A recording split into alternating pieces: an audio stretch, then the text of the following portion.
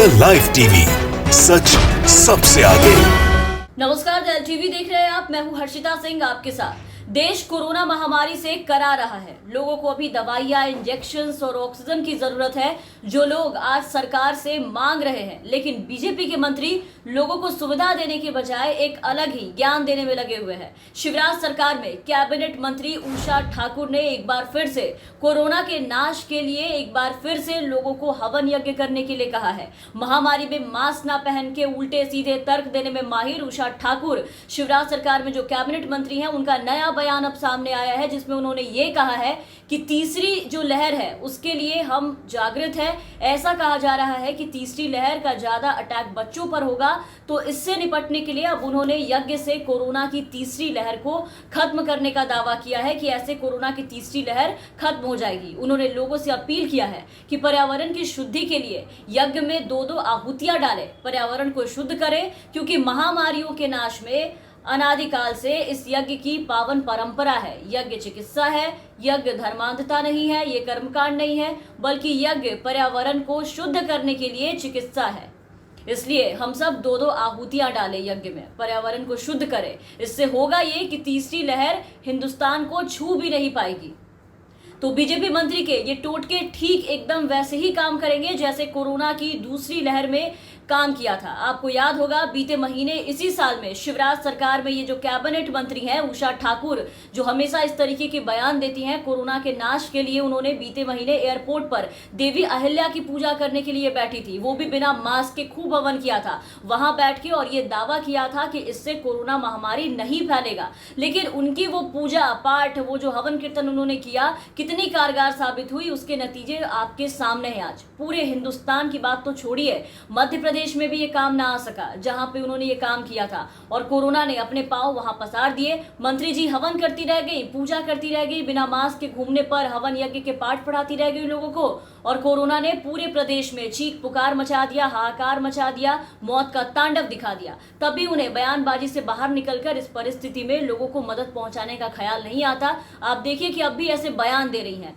अब भी वो मुहूर्त के साथ समय पर हवन यज्ञ की नसीहत दे रही है लोगों को, अपने आला कमानों को उनके लोगों के लिए व्यवस्था दुरुस्त करने के लिए कहने के बजाय आप देखिए कि लोगों को ही ज्ञान बांट रही हैं, जो किसी के काम की चीज नहीं है।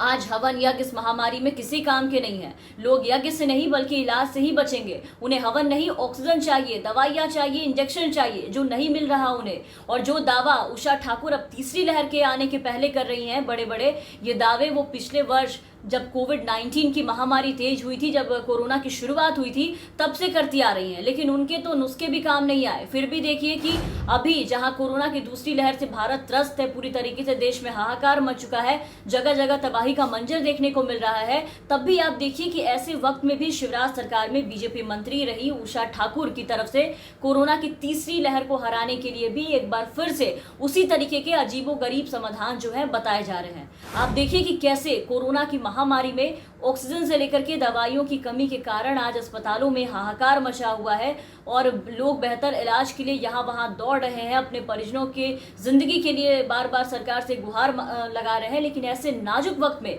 मध्य प्रदेश सरकार की मंत्री उषा ठाकुर का ऐसा बयान आया है कि आप यज्ञ कीजिए और इससे कोरोना महामारी की तीसरी लहर भारत को छू भी नहीं पाएगी, आप बिल्कुल सुरक्षित रहेंगे।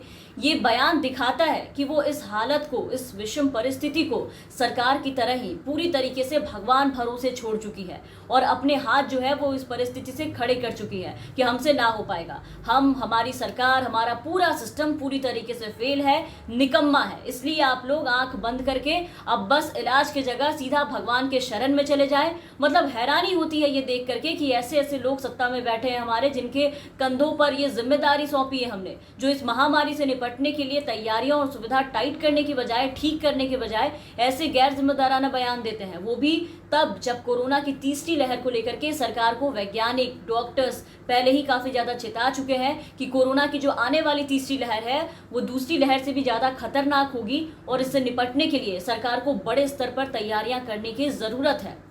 लेकिन यहाँ आप देखिए, यहाँ तो इससे लड़ने के लिए तैयारी नहीं बल्कि हवन कराए जा रहे हैं और ये कहा जा रहा है कि यज्ञ में आहुतियां डालिए तो सब कुछ ठीक हो जाएगा, कोरोना की तीसरी लहर हावी नहीं होगी। इन्हें अब तक ये समझ नहीं आ रहा कि अगर यज्ञ में आहुतियां डालने से ही कोरोना की तीसरी लहर हिंदुस्तान में नहीं आती और लोगों की जान बच जाते तो फिर बड़े बड़े वैज्ञानिक और चिकित्सक तो बेवकूफ बैठे हैं जो ये दावा कर रहे हैं। लोगों को अस्पतालों और डॉक्टर्स और दवाइयों की तो अब जरूरत ही नहीं है। आज हर आदमी ऐसा करे कि उठ के आहुति दे और बस देश इससे बच जाएगा, लोग बच जाएंगे तीसरी लहर से। जैसे मोदी जी के कहने पर आपको याद होगा, ताली थाली और दिया बत्ती जला के लोग कोरोना की पहली लहर से जंग जीत गए थे, लोग बच गए थे। और दूसरी लहर में इनके मंत्रियों के ज्ञान पे लोग चल के गौमूत्र और नाक में नींबू का रस डाल के जिंदा हो गए, जो लोग अस्पतालों में भर्ती थे। वैसे ही अब उषा ठाकुर के कहे गए कामों को करके तीसरी लहर से भी लोग बच जाएंगे।